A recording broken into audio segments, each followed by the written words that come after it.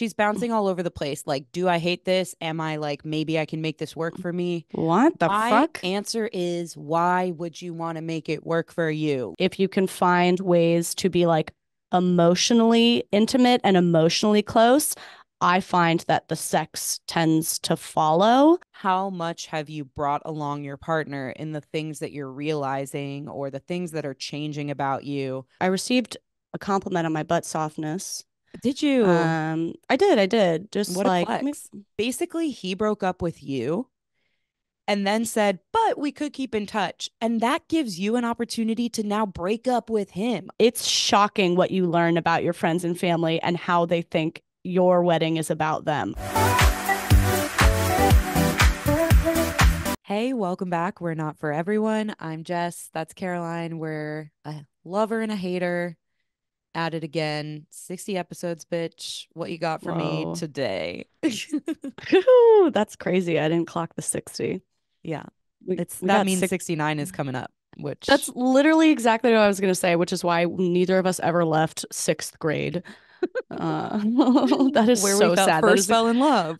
I've been thinking about episode 69 for so long, and I'm like I have not thought, I didn't put much thought into like our 1 year anniversary episode. I didn't put you've already started keeping notes on like what we should do for our 100th episode. All I have been thinking about for weeks is episode 69 and how are we going to ring it in? I don't What are know. you gonna bring? Well, you have to have something from all of your planning. I thought you were saying Or from all your 69ing. yeah. Do um you have no, ideas? Should we like give some I I options to don't the yet. team for feedback? Okay. Yeah. I mean, I famously hate 69ing for the most As do part. I. I am And way too lazy to do that. yeah, I don't enjoy planking, so that's kind of the end of it for me. Hmm. Um, but I don't know. Maybe it'll be a sex episode. Some people love our sex episodes. A lot of people hate them. It's so strange to me. I'm like, don't you want to hear me, of all people, talk about sex? I would think yes. I would think that's the energy I'm giving and what everyone's begging for. But Yeah, you're giving sex energy. But I yeah, don't it know. is I'll have really to think weird. about We're it. going to talk about sex later in our what to do's, but Oh before yeah, we it's a what get to do there, episode. Well, I have a hmm question before. I have a pretty big question that came up for me this week. yeah, please. Um, why, this is a genuine question. Why are babies' butts softer than ours? You know, I've never really thought about it before. I hadn't either, but it's like that's a saying, right? Like softer the baby's butt. Okay, whatever, whatever, whatever.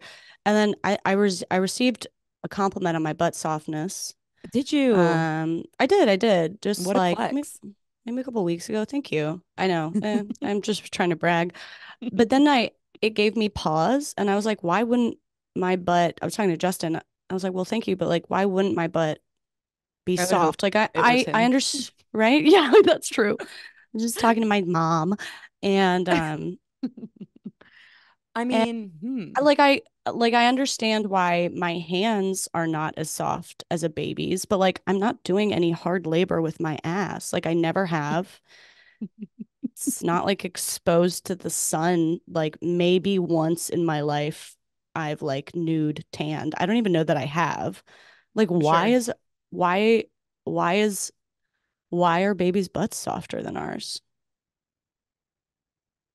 I don't know. It's just making me really jealous, though. I think it has something to do with acne, like just skin. Just over time, your skin gets exposed to more stuff. You could get butt Okay. acne. You could Okay. get irritation from clothing rubbing.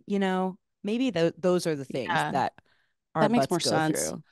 For some reason, the only thing I could like whenever I think about that question, all I can see is just like an image of me just like dragging my butt along like a concrete sidewalk. And I'm like, I haven't done that, I don't think. That's like the only thing I could think of to justify why a butt would become less soft is just like you've just like been dragged on a Is that what sidewalk. you're doing with your hands? Is that's why you understand the hands aren't going to be Yeah, as that's soft? a good point. That's a good point.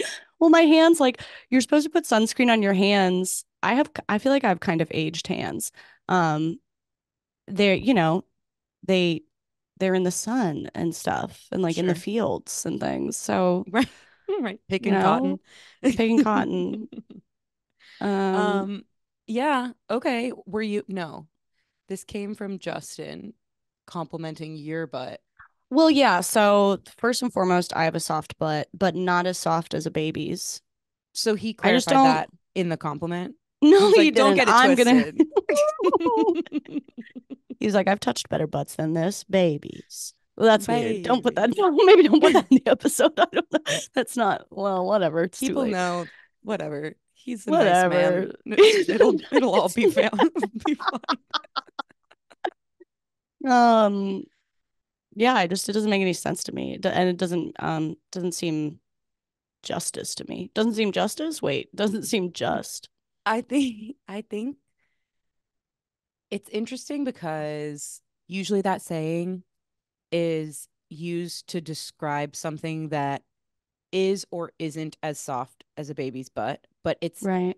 they're never talking about an adult's butt. Yeah. You know what I mean? Like you'll get a That's true. compliment that's like, "Oh, your hands are as soft as a baby's butt," or your face, like maybe you just got an exfoliating facial, and then it's like, "Oh my gosh, my face is as soft as a baby's butt." But Right. people don't say that about their own butts. Oh my God. Can you imagine hooking up with somebody and he's like, this is soft as any baby's butt? You'd be like, wow, get out of my bed. Get out of my bed. So I guess that's the answer. I guess that's why we don't hear that. Yeah. Woof to that. And I Okay. guess that's why Well, Justin had to clarify that that's not what he was saying about you. he didn't clarify that, I guess.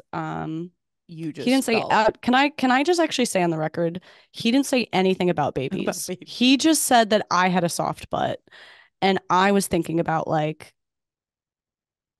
why wouldn't it be soft? And then I was thinking about, well, it starts out soft like a baby, gets rougher over time because you're dragging it on the sidewalk, blah, blah, blah, blah. Got it. And then, yeah. So just to be clear, my boyfriend did not say anything about babies. And it actually makes a lot of sense that the way you got there was you being like, why do I not deserve this compliment? Well, why wouldn't my butt be soft? Yeah, yeah, yeah. Okay, Cool. thank you. Clarified that. Thanks so much for that. You're welcome. I'm a little hungover. I feel so slow in the brain. My brain is just a really stupid space right now. That's exactly how I like you. I won't, Yeah. I'm not hungover. I have no reason to feel this way, but I feel slow, not in a Mm, stupid way, just in a okay. like fucking get it together girl type of way. Okay. I was just doing something really like technical for work, and that always spending time in Excel spreadsheets is just like not healthy for the human brain. No, it is not. That is a bad place. That's a naughty place. Yeah, and not in the way. I don't know. I wanted to tie it back to butts. I can't. Let's just move on to Okay. what it is. On to what to do's. What do we got, girl? Okay, it's time for what it do's. This is when we tell you what we think you should or shouldn't do. Ooh, a song.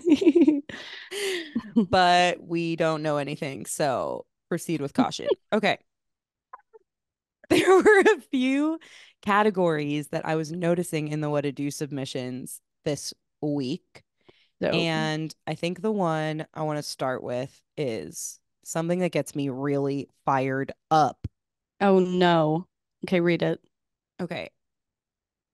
What to do went on 2 dates, then he called it off. He wants to stay in touch, and I don't know why or Shoot him if in the I want head. to. Shoot him in the head. Right. This he's sentenced to death.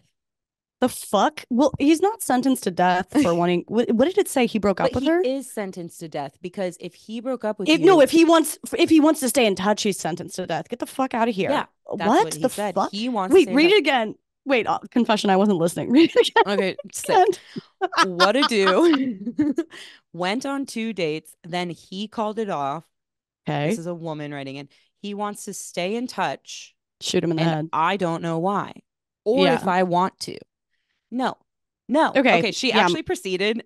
She just said she sent a few additional messages, which aren't necessary for the what to do, but they are funny. So her next message goes, he picked me up and threw me on the bed, and now nothing. And I don't know if we can go back from that. And then she says, ask him if we should be friends with benefits after I got turned down or move on. Oh my Okay. God. Okay, first of all, I stand by my first reaction, which was shoot him in the head. Agree. She's all over the place. She's bouncing all over the place. Like, do I hate this? Am I like, maybe I can make this work for me? What the My fuck? answer is, why would you want to make it work for you? Like, If it's not what you wanted, and the even if you fuck? want a friends with benefits, I don't know, even if you're like, you know what, I could go for that, go do that with a new person because this person has Totally, already said, I totally. want out of your life, but I want to keep, quote Ew. unquote, keep in touch. That's because he wants you as an option. We hate, he's sentenced to death. Yeah, he's saying I might get bored. Hey, I don't want to date you, but I might get bored later. So could you just like stay on call for that in case I'm Right. bored and I want validation through texting, through a hookup, through attention? Like, I feel like I might need something from you later. So could you just like chill around until I think maybe I need something from you? Mm-hmm. Dope. Shoot him in the fucking head. I'm not saying shoot him in the head because he broke up with you. That's a part of life and you got to do Correct. it. I'm saying shoot him in the head for even deigning to think he's allowed to ask you to stay in touch. Shoot him in the head. What the fuck? Totally. That is such. You also don't need to. That it reveals such a lack of respect, such a lack. Whatever. Why would you want to? It sounds like A, you don't want to have friends with benefits. It sounds like that's not what you're looking for. I really think that if you were interested in something more, it sounds like you were dating more seriously. I think you really screw yourself over by filling your time with lesser options. Like if you are looking for something more serious and romantic and dating, do not let people stick around just because like, well, we could have a date or like we could have some snuggle time or like sometimes it's nice. It lowers the bar and then you get used to that level of treatment, the treatment from someone who maybe doesn't see you as a whole person, doesn't care about treating you with respect, blah blah blah, doesn't care about your heart or your soul or whatever. And then you get used to it and you can still get emotionally attached.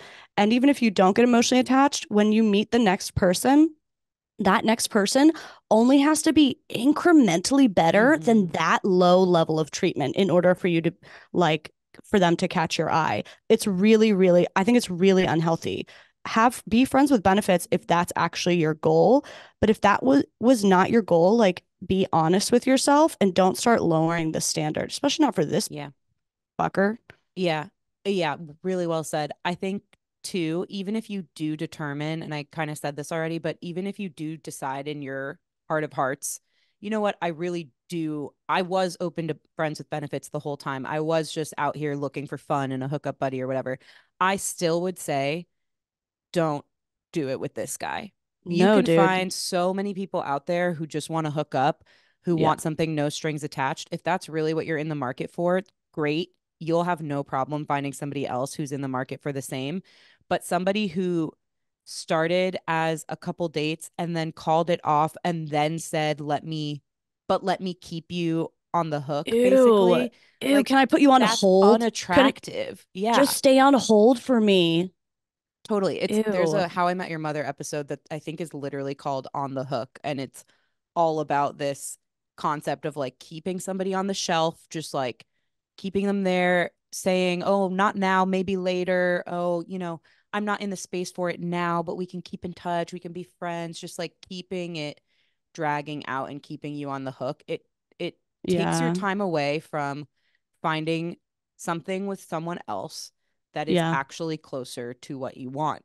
And whether what you want is casual or something serious, like Mm-hmm. cool, but this person officially has shown themselves to not be the person that's going to get to do that with So you. gross. And why do you Yeah. want to spend time around that? Like, I will say from personal experience, I definitely multiple times had the experience of like dating someone. It seemed, nice dates, blah, blah, blah, whining and dining. It's nice time together, having fun. And then at a certain point, it became clear that they weren't looking for something more than like hooking up, basically. It became that. And I would be like disappointed. And then I would convince myself, like, okay, I know what this is. Like, I get it. They're not looking for something more. I'm not going to talk them into it because never talk anyone into, you should never have to convince anybody to date you. Yeah. Um, and I was like, I'm seeing this honestly. we can just hang out. Like I've diminished my feelings for them. It's just fun to have someone to go out with. It's fun to have someone to flirt with. It's fun to have someone to cuddle and kiss with. Like I get it. I Attention. see what this is. Totally cool, which is fine. There's nothing wrong with that. But personally, I always found that it was not a harmless thing to do. It caused a lot of harm for me. I would still end up getting hurt, feeling disappointed, and it just is lowering the standard of treatment. It's I think it's really, really bad to do. Not bad to be friends with benefits, not bad to be into hooking up, but bad to kind of betray yourself in what you're honestly actually looking for in that moment. I think it's really bad, like for your soul, for your personal growth, to abandon yourself in that way. It's like gaslighting yourself and being like, oh, I'll just accept this lesser thing. Don't do that to yourself. Yes, I need to burp.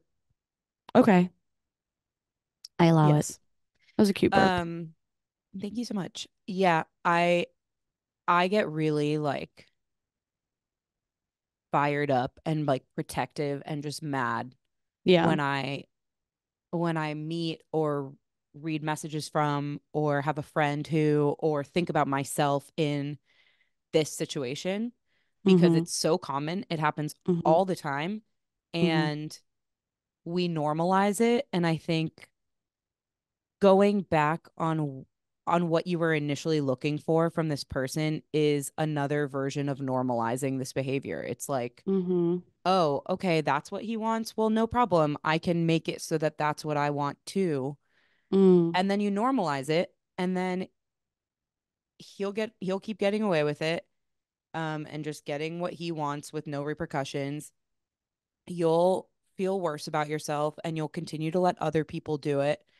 And yeah, it just normalizes something that like you shouldn't be normalizing for other Yeah. people and for yourself. Totally. But we've all been in that scenario before and it you know what? It feels really powerful. I actually don't even find it to be hard to say no thanks to somebody like this because I Right. find it really empowering. It's like Yes. basically he broke up with you and then said, but we could keep in touch. And that gives you an opportunity to now break up with him. Oh, you want to keep in touch? Nope. And then the power is back in your hands. Like there's something really, really fun about that to me. Mm-hmm. This guy that I dated for a few months kind of did something similar where like I thought it was leading towards a relationship.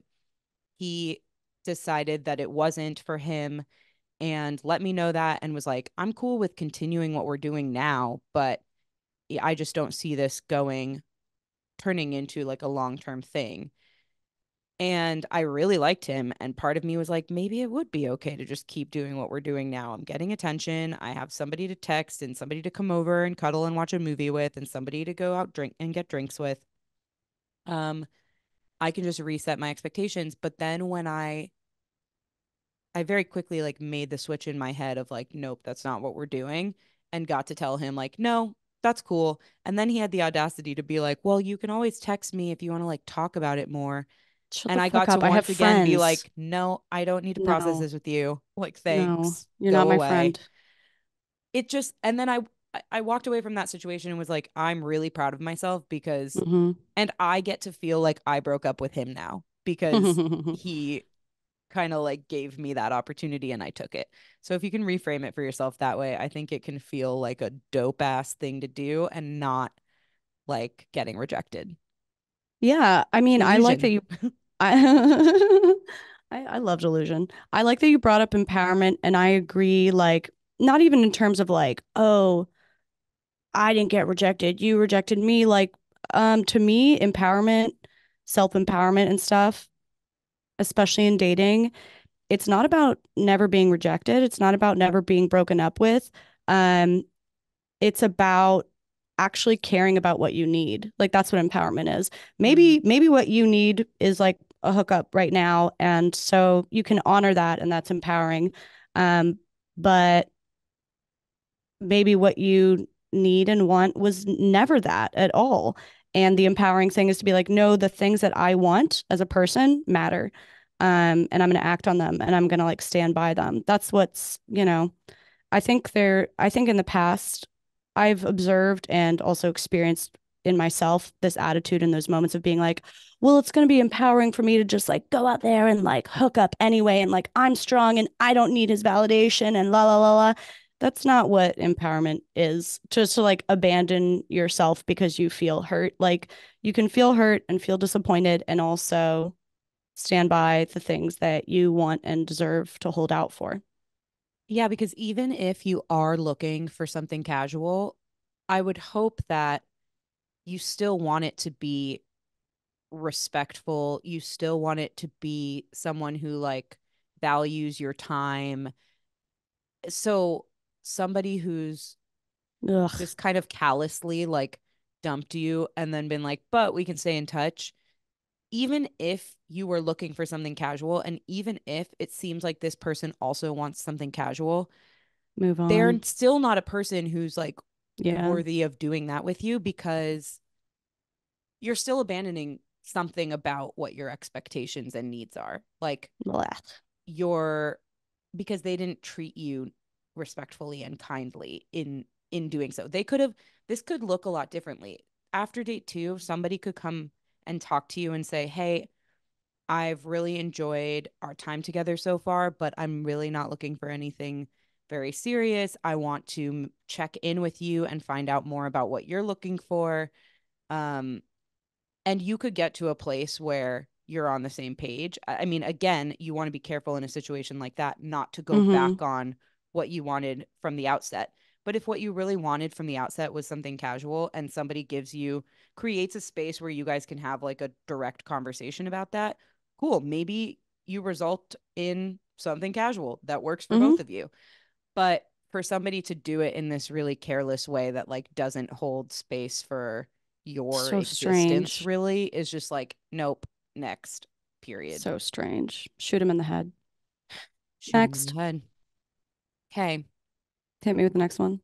This one is a pivot in terms of topic. And we got so many messages about setting boundaries at work and Mm, specifically saying no to your boss. that's so tough. It's so hard. Like, I don't actually know if I have answers for these things at I all. I read them and I was hoping you'd have answers because I don't. Because it's We like an can unfair just, situation. This person, it's not a there's a normal power dynamic. relationship. Yeah. Yeah, they control your livelihood and they control your career to some degree. Yeah. Ew. It's Read it though, just so we can be mad. Read it so we can be mad. okay. Okay. I'm going to read two. Um, Let's start with because one. One at a time. okay, one at a time. Okay. Okay. So this one is my boss emotionally dumps on me for hours every day. How to draw boundaries without upsetting her. I guess my Gross. first reaction to that is like, my immediate thought is, why do you care about upsetting her? But then I quickly am like, it's your boss. I guess It's you not a need to stay normal on their good relationship side. at Yeah. work. Yeah, I don't think it's so easy. Yeah. Yeah.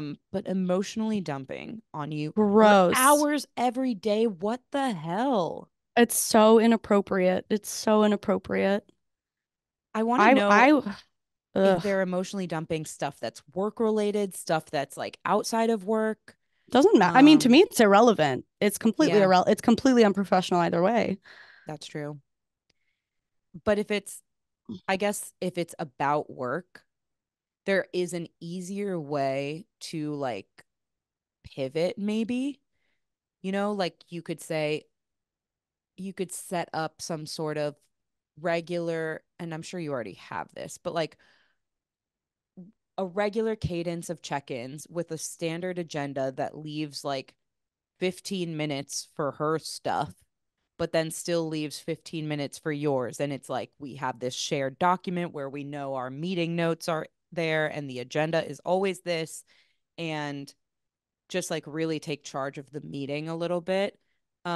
I guess my point is like if the things she's emotionally dumping about are work related, then there might be a way to kind of like rein it in and funnel it into a smaller amount of time where like that that's what she's going to do to you and how she's going to use the time, but it's not hours upon hours that are just like aimless. I think it's a different scenario if they're emotionally dumping personal stuff because while it's inappropriate, And it's like, it should be easy to say, this has nothing to do with work, stop. It's not easy to do. And I don't really know how you control a person that's like that. I think I could come up with like at least things to attempt if it was Oh work my stuff, God. you know? Well, regardless, I guess I feel like if they're getting away with doing this hours on a day, it sounds like she like can't get away. Whether Yeah. it's like work, because I don't know, emotionally dumping about work, that's different than discussing a work situation and strategizing. Like Right. emotionally dumping about work, it doesn't even matter. It's so strange. I feel like, yeah, I guess any way you can try and time box it. If you, it depends on your work and what they know about your schedule and stuff. But in some jobs I've had, I would like block out parts of my calendar for any reason. Like if you need heads down work time, pretend Yeah. you have meetings there. I don't know. It depends how your organization works. I don't know if you can block out your schedule or pretend you have a meeting coming up or pretend you have to work on something that's due for somebody. Obviously you don't want to get caught in a fib, but if there's some creative way that you can get a hard stop, basically, I think I agree with just Yeah. saying like really, really time box it. The other thing though, that's it's harder to do. It's kind of hard to unring the bell of maybe already opening yourself up to being the person that receives this emotional dumping. But Yeah. I think there is a way to make it very clear. If not in this relationship, then like next time you have a new boss or new coworkers, I think there is a way to communicate to people that you're not like a safe person to do that with. Not that you're not safe, but like that you're not open to it. I have worked with plenty of coworkers who like they will not do the bitching. They will not do the gossip. They will not do the basically any personal talk that's not specifically and constructively work talk. I think men in general, I've found are a lot more strict about those boundaries. That's a broad strokes generalization. I've seen a lot of guys have super hard boundaries, like they do not want you knowing anything personal about them at work. I've known men who don't fall into that category. I've known women who fall into that category. So okay, wait, hold on. Maybe remove all the gender thing. Okay, I fucking forget that. Sorry. Um, I feel like I've worked with people who are like extremely rigid about everybody at work sometimes wants to bitch about like, oh, this person was so unfair in that meeting or made a really rude comment. Like sometimes you have to kind of vent with a coworker. There's like a normal amount to vent. Mm-hmm. But I've worked with plenty of people who like if you try and vent to them, it's a no-go. They do not, they're just like, huh, or they're just like, wow, or they're just like, I know. Yeah. And I think there's something to that. Sometimes it would be annoying to me feeling like, okay, can't we just like have a little commiseration? But on the other hand, like they send a signal that kind of lets you know that's not going to be an outlet for like a weird emotional dumping. And I do think there's a way to communicate that to people, that just like subtly communicating that you're not an opportunity to, Yeah. it don't not encouraging it, which I don't mean to say in a blaming way. I think that there's plenty of people you can encourage it with because they won't abuse it. They won't take advantage of that. But when someone's taking advantage of it, especially your boss, that's just so unfair. Mm-hmm. Yeah, that was a really good call. Like, how are you how are you responding right now? How are you showing up to her hours of emotional dumping? Ugh. And if it is in a way, like I think because you're worried about upsetting her, I would Yeah. assume that that means that you're kind of showing up for these hours of dumping. Like you're Which is showing which up is to what be I would do. compassionate, to be empathetic, yeah, I to think that's provide a what friend. I But would do that too.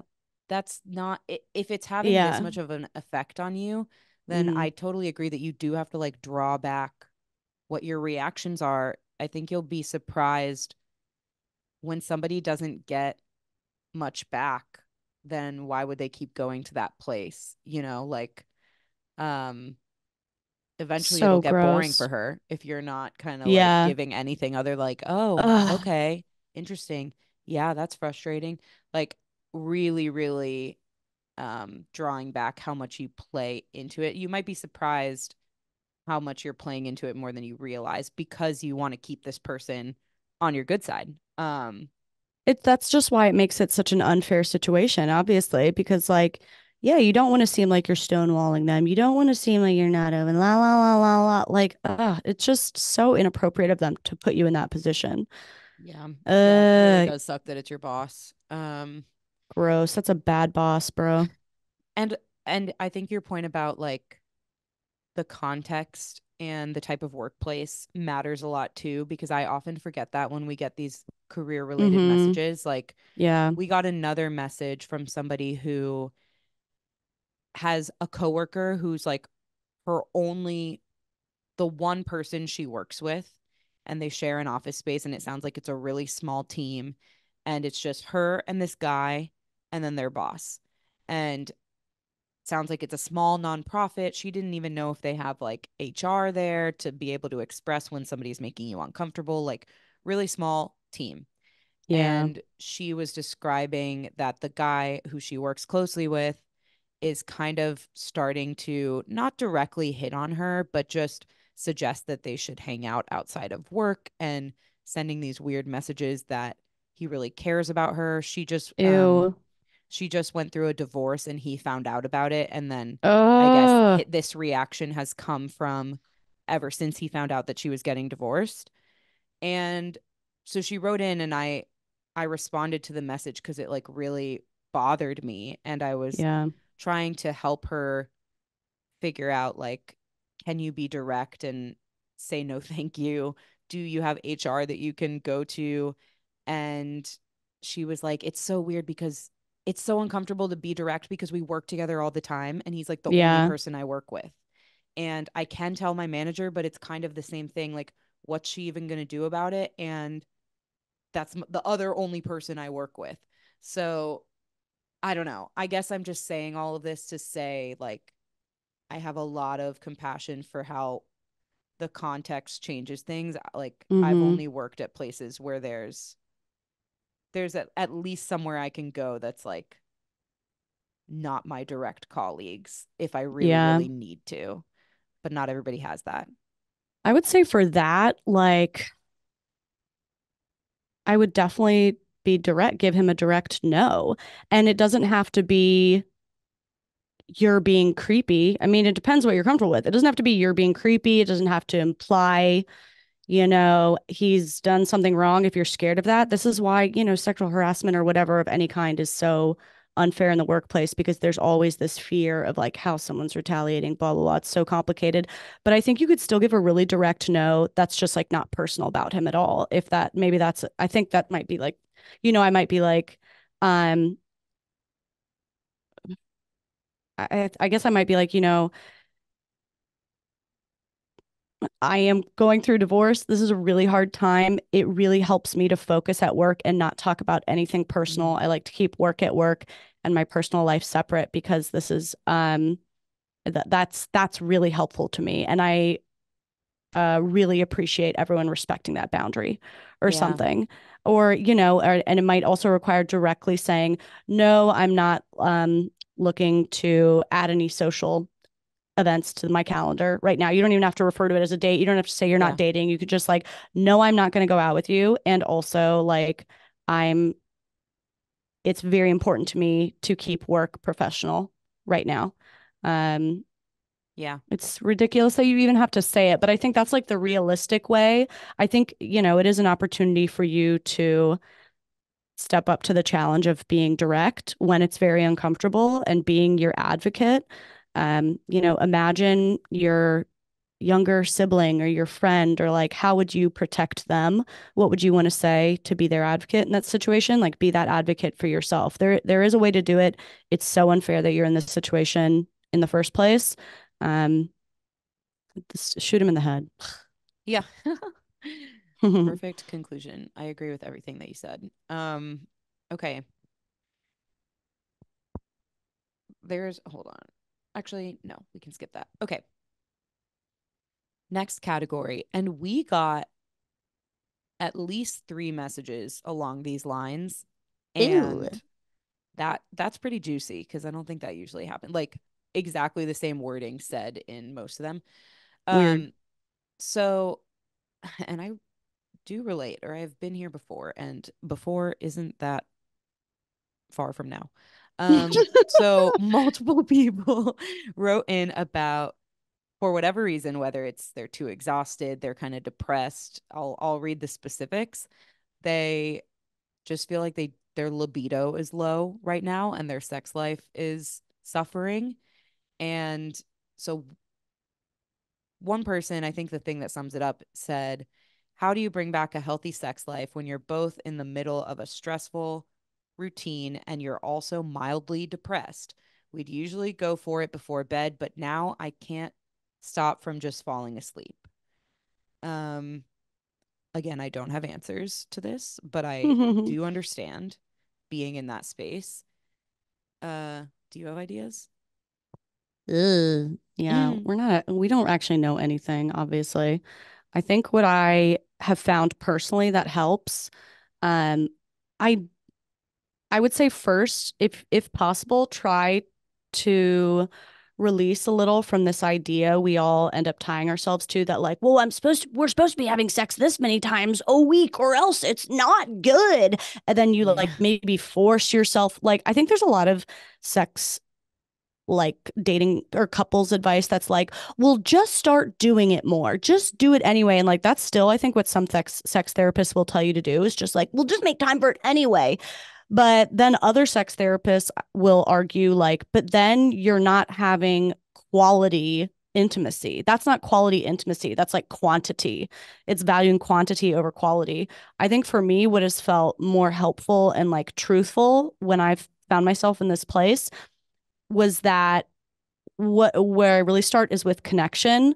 Like, we're both busy, we're both stressed, maybe someone's depressed or both. Like, yeah, I bet connection is low.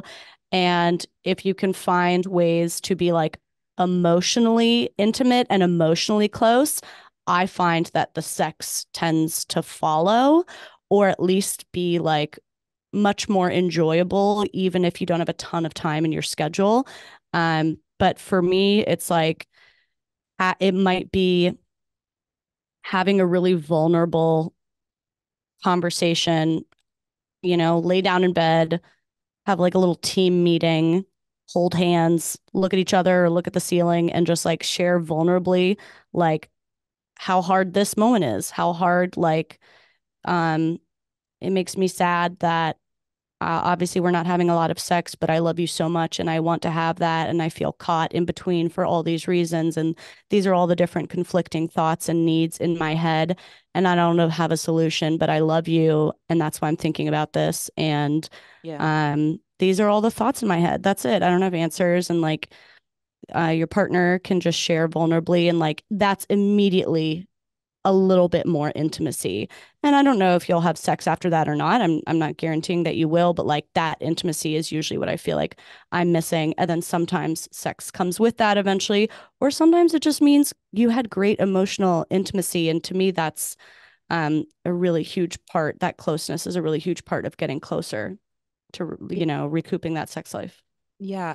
It's so funny how when you're in a spell where you're not having as much sex with your partner, it's like obviously both of you know that, but you're Mm-hmm. pretending that no one knows that. You're like, Yeah. oh, we don't talk about this. We don't address it. We don't, like, we both kind of know it hasn't happened recently, but like saying the obvious thing that we both already know Yeah. because we're both part of that feels so scary.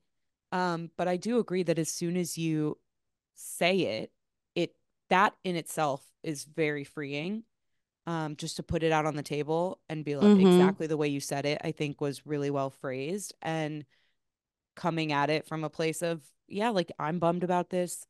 I love you and I wish this isn't where we found ourselves right now, but there's also like fair reasons and I just wanted to like say the elephant in the room. I think Mm-hmm. that alone can help a ton. So if the folks who wrote this in haven't even broached that conversation, just remind yourself we both know this already. So it's actually not that Yeah. scary to say. And then definitely that can lead to a more vulnerable conversation where you do feel closer after. And I feel like whether that means you have sex right away or you continue to have these types of conversations more intentionally, or maybe what comes out of it is like, we should plan a date night where we really leave work off the table and we turn off our phones, or whatever it looks like for you. You can kind of like build back to it, but I think taking the pressure off of whatever you have been told is like the right sex life, and not even giving yourself a goal of like, okay, well, next week we'll do it. Like on this night, we'll do it.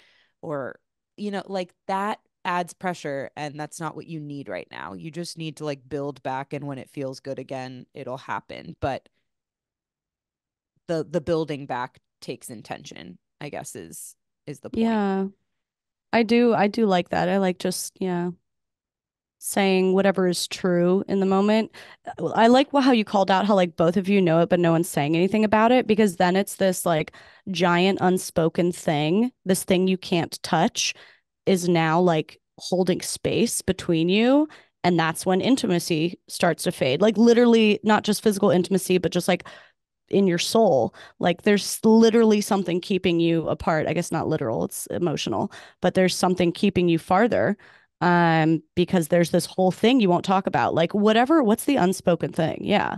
What's the Yeah. thing nobody's talking about? Maybe it's that, maybe it's something else. It's probably a bunch of things. If you guys life is stressful right now and you're depressed, like what's the thing that you feel like you can't, no one's allowed to name? If it's true, it's probably worth naming, and I think that can go a long way. Also, just don't 69. It's so dumb. Yeah, I don't think that should be the first or second or 10th step in this No, process. There was a no. funny take on this question. Well, it's not I'm funny for this person. already laughing. You just said it was funny Funny and to I started me laughing. because What it is it? is. What is it? They wrote, no more libido since therapy started 2 years ago, and boyfriend getting less patient about it. This is a different situation than what we just Oh, talked about. This isn't like yeah. both people are low and busy and tired and depressed. This is like one person's becoming enlightened and the other person's like, why won't you have sex with me now that Mm, you're enlightened? It where are kind you of getting reminds me enlightened of, from? well, she just said that she started therapy 2 years ago, and I'm associating that with like, Oh, oh, it oh. reminds me of when the first presidential election with Trump was happening, and there was literally data that like couples were having less sex, or like women were less interested in having sex with their male partners It's so funny. because of whether they were supporting Trump or just because of the like air in the country of misogyny and patriarchy. Like it was literally having an impact on people's sex lives. And that's what this kind of makes me think of, is like this woman's starting to get therapy. She's maybe realizing some problems with her partner or problems in the relationship, or she's growing and maybe he's not growing at the Oh, same that's a lot of, time. I don't know. That's a lot of assumptions. I Oh, don't totally. know. I'm listing a lot of options of what Yeah, could be happening. Like it could be none of it, or it could be one thing, or it could be a lot of them. But yeah. I don't think she would have said this. I don't think she would have written the thing about it Well, that having to just do with doesn't, therapy it unless it just had doesn't to make do any with it. sense to me. It doesn't make any sense to me why it would have to do with therapy. Like, I guess I am Oh, it curious makes so much why. sense to me. Oh, well, if it, okay, we have to do a lot of filling in the blanks here. We don't know Yeah. because we didn't get Yeah. the rest of the information. But I guess if like, so you're picturing that like she started going to therapy and she figured out all these reasons she resents her partner. And Ooh. so now she's continued to date him for 2 years despite these revelations and isn't having sex. That's not enlightenment to me. I don't know what's enlightened True. about that. True. Or like started going to therapy and realized things clearly that haven't been communicated to the boyfriend. So he's in the dark. So I don't know what's enlightened about that. Like, I don't, I mean, True. Yeah, fair enough. what's the Enlightened connection? was What's the the wrong word. connection? Well, I just mean like what I don't understand the implied connection. I understand something could be happening in therapy that has affected, it's just what you're processing that's affected your relationship. But like, it's not because you're going to therapy, it's because you probably haven't communicated those revelations to your partner yet. Or like, what? Yeah. I mean, Yeah, no, that's fair. That's a good response to this person. Like, have you brought your partner along in in your the things brain. you've been learning. Yeah, about yourself, about the relationship, about whatever it's about. Um, yeah, I mean, they could mean a variety of things with this. That's just how I interpreted it. And I I think especially know. because they wrote like the partner's getting impatient about it, I that mean, annoyed me. that, what? Oh, that they're impatient? I mean, I get it. Okay, it's been two If I years. didn't have Maybe you have sex for no two more years, libido. oh my God, you and I are taking such different I reactions to know. this. Yeah. Well, I don't know if she's saying that they haven't had sex in 2 years or it's just like Yeah. slowed over the course of two Oh, years. yeah, I'm yeah, yeah. assuming the latter. And I'm annoyed at this dude. I'm just picturing a woman who's bettering herself and a dude. I'm totally projecting based on my last relationship, I think but I'm projecting based on mine. maybe. And so I'm picturing a woman who's like doing a lot of self work and growing, and a man who's just like, why aren't we having sex anymore? And like, obviously, that's an unfair projection, but that is how I read this completely. So, how are you I projecting? I'm having a reaction, I think, to I understand what you're saying. I think I am having a reaction to this statement of like, we're not having sex because I started therapy. Like that's not a full sentence to me. Totally. You can say, and I think there's like a little, I think I feel like there's a little lack of ownership in there. Like, can you imagine someone being like, oh, so you're mad at me because I started therapy? Like, if that's really your boyfriend, is like, if that's really the cause, like you started therapy and that's why our like you now you're mad at me, blah blah blah. Like that's probably not like dump him then, or Yeah. like that's not the whole fucking story. Maybe it just seems like there's a lack of ownership. Like yeah, maybe starting therapy did bring something to the forefront for you that is hard or could be a deal breaker in the relationship or is bringing up some issues or needs more communication, but like own like how that plays into I understand you're in therapy, but a relationship is two people engaging together. So, I mean, obviously it's Yeah. difficult and nuanced, but like take ownership. If you're talking about the relationship, take ownership for what it means to be in relationship with somebody. I'm not saying fuck him because you owe it to him. I'm Yeah. saying like own whatever this thing is. It's not therapy's fault. It's like something maybe that Something has also has been changed. discussed something also that has been discussed in therapy, but this attitude of like well because I went to therapy what I think that's just annoying me. It's like Yeah. I feel a little like lack of ownership in that oversimplification. It seems unfair and I don't understand it really. Yeah. To this person's defense, they get like 2 lines of space in our question box Yeah, space on Instagram. So I think that's part of the reason for the brevity.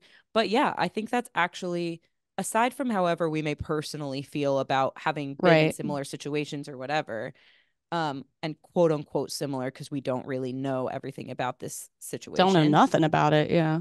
But despite all of that, putting all of that to the side, I think the what to do response of like, how much have you brought along your partner in the things that you're realizing or the things that are changing about you or what's coming up as you go through therapy and like the reasons why you feel that that has influenced your libido. And it's the same answer as the first Yeah. take on this question of like, we're having less sex. It's just like, have you talked about it? Because sex Yeah. always starts, the connection and the intimacy starts outside of the bedroom. Yeah. And so I'm totally with you. Like, how much have you brought your partner along? And this is a very fair response. And also a fair response is like, if what you're saying is I started therapy and I hate this person now, then why are you still there? Also very fair response, you know. Yeah, I'm saying I mean I feel there's plenty of legitimate and empathizable reasons to have a low libido. There's like a million of those reasons. The reason isn't I'm in therapy. The reason is probably way more complicated. And if you explained it to us, we'd probably relate. But you haven't named it here, and I don't know what it is. Mm. And it sounds like your partner might not know either. Be in relation with the person you're in a relationship with. What the fuck is it? Just take ownership. Take ownership. What is it? Yeah. Yeah, that's so funny. I had therapy today with my new quote unquote new therapist who's I'm going to be doing EMDR with. You're new, if you're new here, last episode I talked about trying out this new form of therapy. I'm not going to go into it right now, but I had my intake meeting with this new therapist for EMDR. And one of the things she said, she was like, okay, so I talked to your therapist and she gave me some background on what's going on. And don't take this the wrong way, but the kind of what I say in shorthand to any therapist who I'm taking a patient from is, okay, so what's the problem? Mm-hmm. And I was like, oh, I'm not offended by that at all. I can like very easily name the problem here and like tell you why I'm Mm-hmm. here, you know? Um, and I think it's the same. It's like, what's the problem? What is actually the problem? It's not therapy. It's something that came out of that, maybe, but what is it? And then name it to the person who you either want to help you or you want to understand you or you want to connect with or you want, your partner in this situation. And then you can make progress, whether that looks like getting your sex life back on track or setting better expectations with them so that they know what's going on and the reason why you're wanting to have less sex, or so that you decide to proceed differently in your relationship, like whatever it looks like. You have to start by just answering that question. Okay, so what's the problem? I agree that the way it was phrased here is not actually the problem. I like that you called that out. Okay, I don't know if we need to spend any time on this, but I just love my brother. My brother wrote in with a what to do. He said, "Why do I?" I don't. First of all, he doesn't listen to the podcast. He doesn't know what a what to do is. I think this was just Okay. a complaint. I think this was just a complaint that was on his mind. And he said, "Why do I need to wash my towel if I'm quote clean after a shower? Why is that shit Yeah. dirty?" Yeah. Yeah, I agree. I've never thought about it. His brain is so special. I don't even know how he gets to this stuff.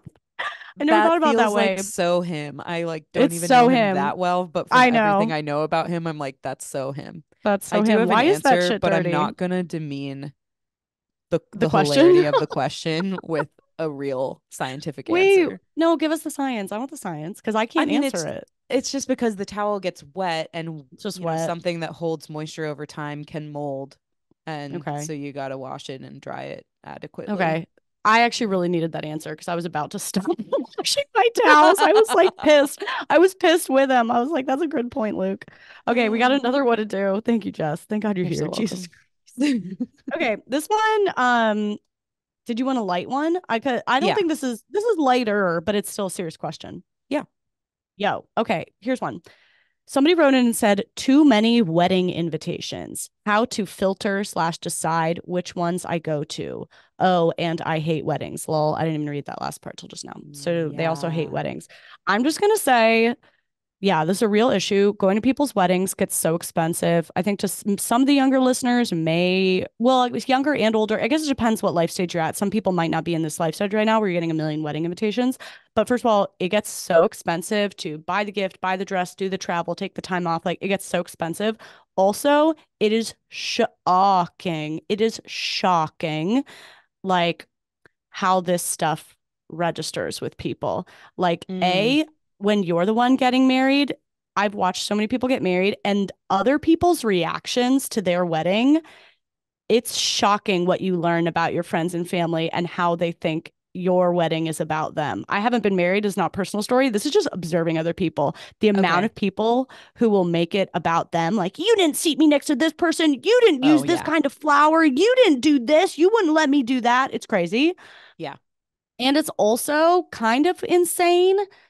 I don't know if it's as crazy, but it was a little surprising. I guess I had to learn how much like attending people's weddings and not like it goes on the permanent record. I feel like. I feel like it goes on the permanent Like if record. you don't attend but were invited, that type of thing, or I it depends on the relationship, but I do think there some people will act again, it depends on the relationship, it depends on the person, but some people if you don't attend their wedding, I've seen relationships permanently altered. I've seen it a wow. lot. And I've also seen on the other side of things going to weddings that I'm like, I'm not that close with this person. I don't even know why I was invited. Like, I guess Yeah. I happened to have the time and energy to go. So I went, and then it permanently like improved. Like, it was a big deal to them that I attended. Yeah. Um, just because I don't know, people not that's not a statement on how much they value me at all. I don't know why I was invited. It's a statement on how big an event it is in some people's heads, and they think your response is a statement about your love for them, which Yeah. it isn't. It's usually just a statement about like, I don't have the fucking money or Like I'm PTO free for that this. weekend. Yeah. Yeah. Yeah. So I'm not saying this is how people should react. I'm just saying I've observed people put it a lot of people put it on like the permanent record of the relationship. So I do think it's Yeah. kind of stressful. It is stressful. Yeah, I've been lucky, I guess, not to see the permanent record happen in a negative way, Dude, but I it's have weird. seen it happen where I'm like, "Oh, I didn't know that I would even be invited to this." And then I'm like, "I guess I'm free and it's like not far away or something and I'll go. That'll be fun. I'll have friends who are going whatever." And then it is a bonding thing. Like Yeah, even they're like, you were I there. You were there for I my even put it on day. my personal record of them of like they invited Yeah. me to their wedding even though Yeah. I didn't think we were that close. Like they must really like me and then I hold on to that as like somebody likes me, you know? So Yeah. it is weird what we make it mean. I mean, I think, I get yeah. so mad at how much everyone makes it about themselves though. Like my biggest Yes. pet peeve when it comes to weddings is a lot of people a lot of my peers feeling like they are somehow owed a plus one or how Yeah. ridiculous it is that they didn't invite Chad even though Chad and I said I love you last week. Like, okay, they don't Yeah. fucking care about Chad. Like, I Also, just maybe get they even do, really and weddings are so they're expensive. expensive. They're so expensive. Like, it's just not fucking about you. Yeah. Yeah. Also, like, I also kind of want to say that to the bride and groom, like, fucking relax. I would like to think that if certain people didn't come to my wedding, I wouldn't hold it against them the rest of my life. Like, I think that's a ridiculous attitude, Yeah. but it is an attitude that a lot of people actually do have. I don't Yeah. know. Everyone's fucking crazy at weddings. The bride, the groom, and all the attendees. Yeah. Wait, so what exactly was the question? Oh, how to prioritize Yeah. when you go and when you say no. Yeah, I guess like which ones to go to. I've heard from some people. I bet some people disagree, but I had one friend who was like, "Oh my God, I really regretted going to a wedding where they weren't that close to the people and they were invited alone and like didn't know anybody else there." Because basically, at most weddings, you won't get any time with the bride and groom. And so, if you know literally no one else there and you Yeah. don't have fun, you're not a person who enjoys showing up as a stranger and not knowing anybody. Like some people have a ball that way. I wouldn't.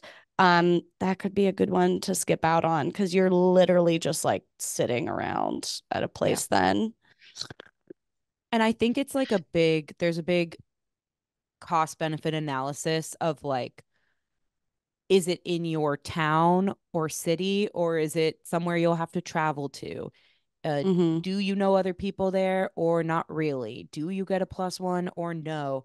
Like, there's so many, how close are you with this person or not? Like, there's so many factors to weigh. And I think it's different for everyone, like, what those scales look like and how, like Mm-hmm. kind of like the ideal level that you need each of those categories to hit in order to go. Yeah. But I do think it's a trade off. It's like, okay, if I maybe I don't really know a lot of people going to some wedding, but the bride and groom are people that I like and maybe they're newer friends and that's why I don't know a lot of the other people who are going to be there, but it's in Chicago.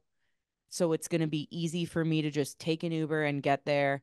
Maybe I'll go to something like that where if those same people who I've only known for a year and I don't know other people who are going to be at their wedding, we're getting married in Hawaii, like I'm probably not going to go in that case. So it's just this like balancing act, I think, of like how what's the Mm-hmm. effort, the time, the money, and then Mm-hmm. is it worth like what the relationship is and how much I'm going to have fun at the wedding or not, you know? Yeah. Yeah, I think that's good. I think that's great. I will say recently, I got invited to a wedding where I was like pretty surprised to be invited. Like I wouldn't have batted an eye if I wasn't invited. And then I was invited and I'm like, oh, okay, maybe this is meaningful to them. Okay. And and I kind of decided to make an event out of it. So Mm-hmm. assuming it's not a financial burden, like I could go. And I still was like, well, it's time and it's energy and it's effort, but I had the plus one. And so Justin came with me. I almost felt weird asking him to come with me because I was like, I don't know this person that I well, but like we remember. have a plus Yeah. one. And we went and we just like made a little mini weekend out of it. It was so much fun. Like getting to go and just like as a couple, getting to talk to random people at a wedding and like spend a weekend in a random city. And like we had like the stupidest, fucking weirdest weekend. We were like, that was the randomest weekend ever. We spent most of it like lost on a highway, but we just had like a Mm-hmm. funny little um adventure together. Or, it's like, maybe you're not that inherently thrilled about the wedding, but it could be like a fun little adventure somehow. I hear the same about like, bachelorettes and stuff. Bachelorette parties Yeah. get so expensive, but it's not just an expensive weekend. It's like a special, theoretically, it could be like a special trip you get to take with special people. So, like, can you spin it instead of being like, oh, it's time away and not what I would choose to do this weekend? It's like, well, can you make it something special anyway? I don't know if that's the most obvious thing I've ever said, but I did like kind of surprise myself and take a random invitation as like a little nudge to do something new and different and like, make it a thing. Yeah.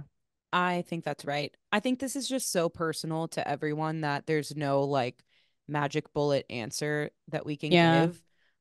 But I do agree that it's like an annoying thing to have to navigate. Like something that's supposed to be fun, purely fun, like weddings and love and friendship and whatever, People turns get so into weird. such a weird thing with so many dynamics and so many factors. Um, Bachelorettes, I was going to bring up, bachelor and Yeah. bachelorette parties are the same way, maybe even worse, maybe even harder because Yeah. the the group is like dwindled down Smaller. to 10 or 20 people or whatever it is, as opposed to being a wedding of 100 people. So the pressure on you to show up is more, um, or can feel like more. I don't know. I don't know what It's the answer weird. is. And people do take that. I feel like people take that Yes, even more personally they in a way. really do. I would say, like, in summary, people are going to be weird about whatever you do. Mm-hmm. Unfortunately, they are. So I guess do the thing that you can stand by because you can really get weird reactions in any direction. So do the thing you can stand by. If you fucking can't afford it and it's going to kill you, stand by that. Like, know why you're saying no. Yeah. Um, if Be you, honest. yeah, for whatever the thing is, and people are going to be fucking weird. Yeah. You should be able to say that like I'm really bummed, but this just doesn't fit into my budget, or Send them a I nice gift instead. I think, well, yeah, yeah, you send them a gift. Send them a totally. gift instead of going. Which like it's still money, but it'll be probably a lot less than the travel and the weekend and the everything. Send them a gift and a nice note and la di da di da di da. I feel like people when they invite folks to their wedding, like should expect that not everyone, and do expect that not everyone is going to come. Like usually I'll ask a friend, "Oh, how many people are you inviting to the wedding? How big is it going to be?" And they're like, "Oh, 200, but we expect it to be more like 150." Like they know that people, not every Whoa. single person on their invite list is going to come. I think that they maybe Yeah. have their assumptions of like, "Oh, my great uncle Tom who like can't move anymore is the one who's not going to be there." And then like guess what? He ends up showing up, and somebody they thought was a close friend from college doesn't. So, I think that's where it gets weird, but people know like not everyone we invite is going to come to this, and they just need to actually like stand by their word on that. Like you knew that Yeah. not everyone you invite's going to come, so why are you now taking it personal People are with such every freaks. single rejection? I don't know. I think it's harder when like if it's a really an inarguably close friend, but maybe you have a genuine conflict, like it's your cousin's wedding the same weekend and you have to Well, but that's choose easy. something. Well, it's actually not easy because It's people not still get easy. butthurt about that. But you do have like, I am supposed to go to this other wedding, whatever. I guess you No, have a people real still get excuse, but butthurt. if it's like, yeah, if it's No, somebody in people, your yeah, group of five closest friends, yeah. that's not easy, even though the answer is built in. It's not about having a reason. It's more like that's really gonna then it becomes a choice. Oh, you're choosing that over me. Um, I don't know what the answer is. I hope that the friends that I have are not those types of thinkers, but I know. I get it too in a way. I don't know. Speaking of expecting people not to not all your guests to accept the invitation to your wedding, I think the worst, the worst reception I ever got attending someone's wedding. I was probably like 14, and so I wasn't going to a lot of weddings. It's like you're not going to a ton of weddings at 14, at least I wasn't, and I hadn't been to one in forever. And I got invited to some like second cousin or something, and my mom and my sister were going, and I was like, okay, I'll go, like whatever. My mom asked me if I want to go, so like okay, and I showed up, and I remember them being like, "Oh my God, you came."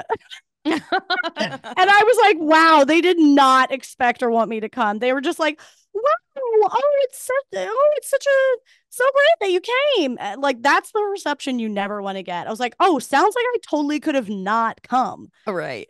Why am What I okay, here but what now? what was the mix up in the RSVPs of this? Like they didn't know you were coming? This is a I don't know. finely I think, orchestrated event. well, they've so much stuff going on. They literally, I remember I should have gotten the clue before. I remember they literally called me. I was like 14, and I remember I guess I RSVP'd and they called me before the wedding, like the groom did. I don't think he's gonna listen to this. And he called me and he was like, "Hey, we're so excited that you're gonna come. We're just figuring out like the table seating, and I just want you to know we're gonna sit you next to some really cool people. We have like these really awesome friends, blah blah blah. Like I think you're gonna love it." And I don't know how weddings work. I don't know. I didn't know that this was strange to get a personal call from a groom I basically have spoken to one time about like where I'm gonna get seated. I When should have you're like gotten the clues. 14. It was so weird. And then I got there, and when we went to the table seating, like for the lunch or reception or whatever afterwards, I was sat between the children's table, like the 5-year-olds. I was like on the crack of the 5-year-olds table and the super super super like great great great grandparents. Like they Mm. had no idea where to put me, and they just sandwiched me between literally 5-year-olds and there's other people, and I'm sure both the 5-year-olds and the great great great grandparents were equally nice. I was 14. I wasn't making a ton of small talk with anybody. I couldn't. But it was just like every single thing. And then I think the bride was the one who was like, "Oh my God, you were here." It was like everything about it. I was like, "Why did you invite me? You obviously didn't want to come to this wedding. Yeah. Why was I invited?"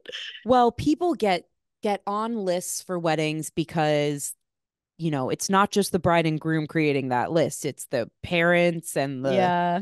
influences from like family expectations and all of that. And so I don't know. It is like totally an outcome of Gosh. that, of like, Yeah. oh, I guess like so and so's mom decided that we should invite these second cousins. And like, I didn't really register that because, like you said, I'm doing 10,000 other things. It is a lot of pressure on the bride and groom to like make Yeah. sure everyone feels happy to be there and like taken care of, even though it shouldn't be about everyone else. It's such a hard, it's like, it makes I me know. stressed just I have thinking so many about friends. Yeah.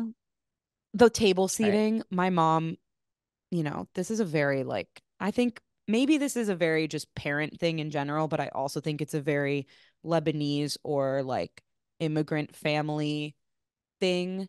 There's just such an emphasis in non-American cultures on like elders and like family respect and family comes first and like la la Mm-hmm. la. And my mom will get so hung up on like, oh, we're at a table that's like further back from what, even from the dance floor? You want to be closer to the Even dance floor from the oh, the she doesn't like buffet? how Like, she ranks. She doesn't like her ranking at a yeah, it's wedding. like, oh, it's table That's so 12 instead of we should be at table 2. It's like, why the fuck does it matter? Are you that's you so anchored to yeah. this table the whole night?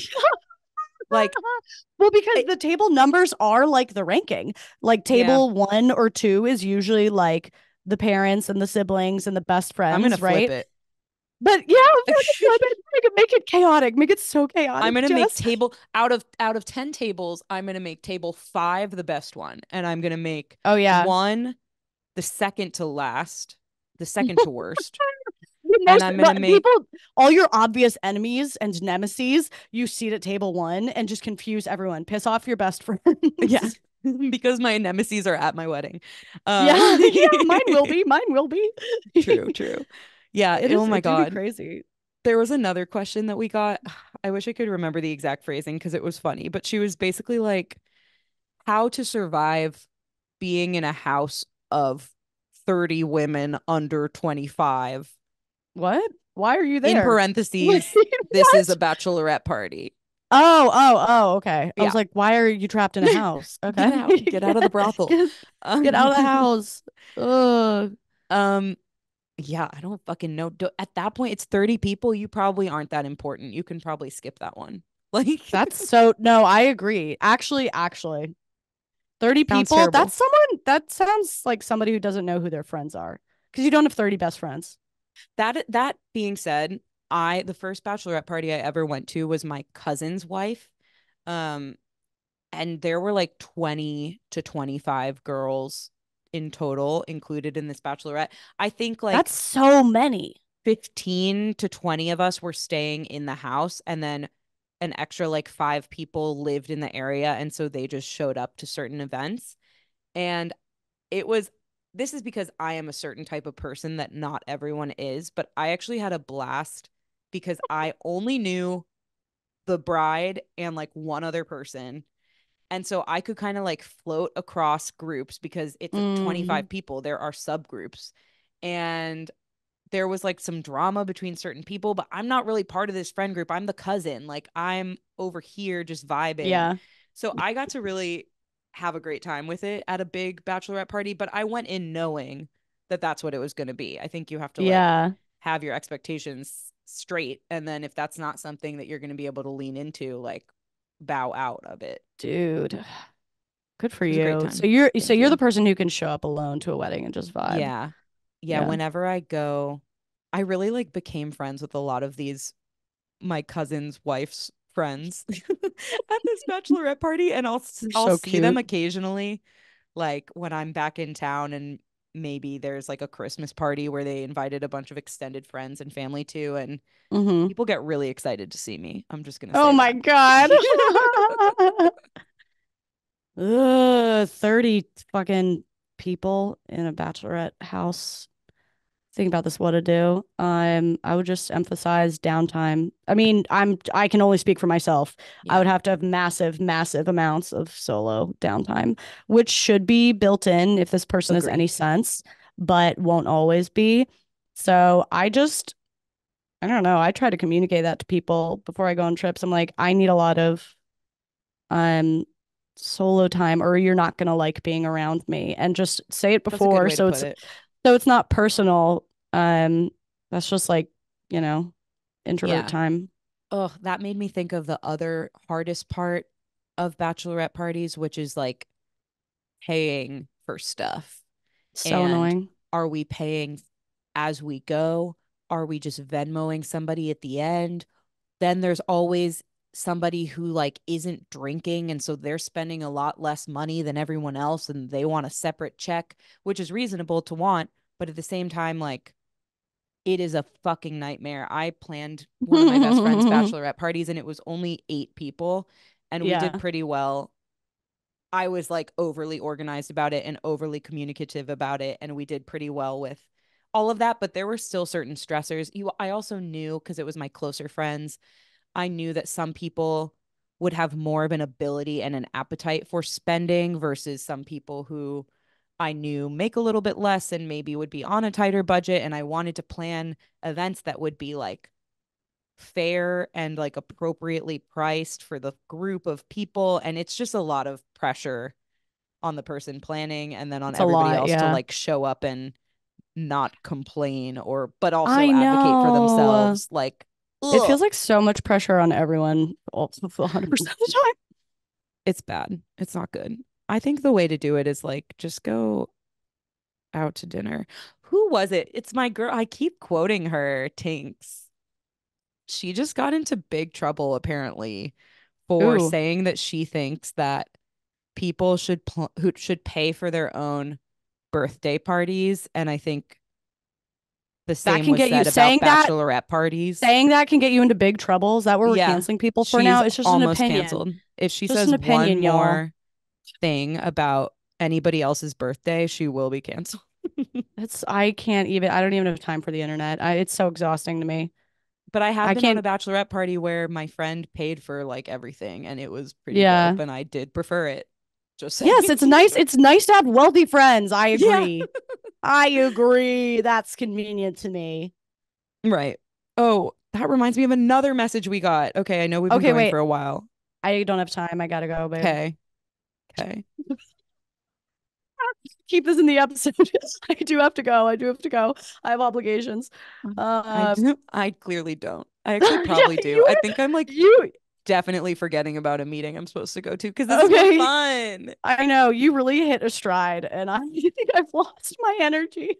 That's And fine. the hangover has hit me harder and harder as we've Go recorded. rest. Go take care of yourself. You could Take us stay on out. here and just keep talking. Just You could keep just talking. keep talking. It was funny. Now that we're talking anyway, I'll just say it and we don't have to answer it. She was just like, "What about when you have friends who don't know how to have fun unless it's a really expensive activity? Like none of these hoes want to go to a fucking picnic." And I thought it was the best message Ooh, ever. We'll talk about it later. yeah. Yeah, we will talk about it later. But TLDR, shoot him in the head. Okay. You thanks Okay. for listening. That guy, thanks for listening. This has been not for everyone. I don't support or endorse violence, but I do want to shoot him in the head. I don't know what else to say. That's just is this the intro or the outro? I'm Caroline. It's the outro. You Yeah. Yeah. you know about it. We're online in the internet at jessicadebakey.com. No, no, no, no, no, no, no, that's not it. Wait, is that a website we own, jessicadebakey.com? Oh, I should check with my dad. He bought me a lot Not of vanity. URLs back in the day. Yeah. I He think was I like, own just in Caroline case you're like Winkler. famous later. Yeah. Yeah. Oh, that's so sweet. I own Yeah. CarolineWinkler.com, so if you're gonna try and get it, you're shit out of luck. But there's nothing up there. It's I just own it. Wow, what's happening in this outro? Just say We're our Instagram. We're on Instagram. Instagram. We're on Yeah. Instagram. We're on Just do that one. Instagram. We're on Instagram. Not for everyone pod with a number 4 in there. Jessica DeBakey is here and I'm here. There. Bye. Bye. Good day to you. Bye. Shoot him in the head.